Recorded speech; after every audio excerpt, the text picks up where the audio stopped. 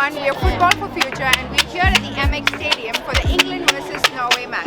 We're going to speak to some of the fans and understand what they think about climate change and football coming together. Come on, What do you think would be, what is your predictions for the finals at Wembley?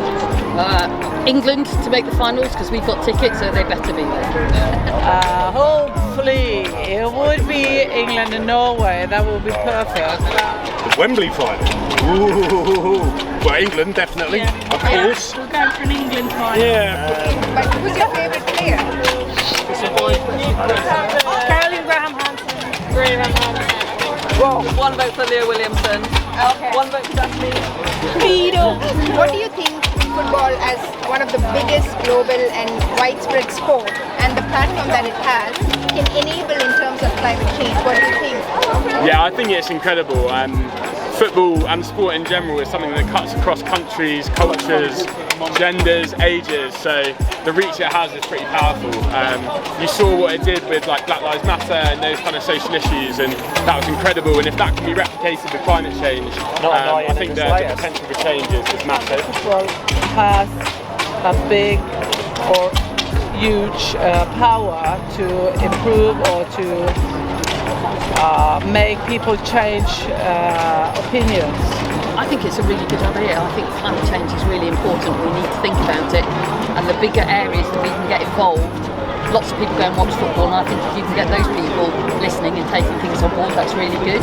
I think it's super important. It should intersect with all things in society, really, and I think it's a bit of a shame seeing how it doesn't, like, I mean, it's talked about still, but when you see, for example, where the World Cup is going to be next time, not in Qatar, but the next time in the US, Canada and Mexico, it's going to be like the furthest to travel ever in a World Cup. So it's obviously not going to be good for climate. Is there any initiative that comes to your mind when you think of football and sustainability in the English football ecosystem?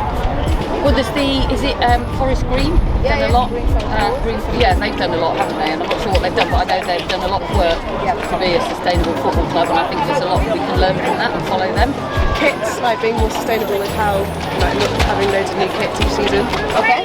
And more sustainable plastics within their kits. I haven't, but one thing is the amount of plastic bottles which gets thrown away. It's quite disappointing to see that. We have a program called Player Champions where professional Premier League players voice out on climate change and are vocal about it. If your favorite player does that, would you support him and take the initiative ahead? 100%, definitely, yeah, for sure.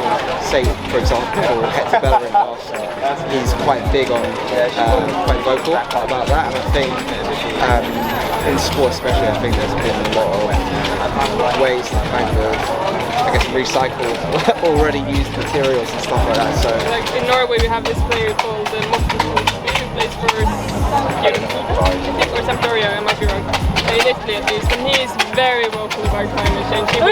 He only goes, he doesn't go traveling by airplane unless he absolutely has to, for example. He's been very vocal in media and even talked to like Italian politicians and stuff about it. So I think they are idols, they're very important for the younger generation.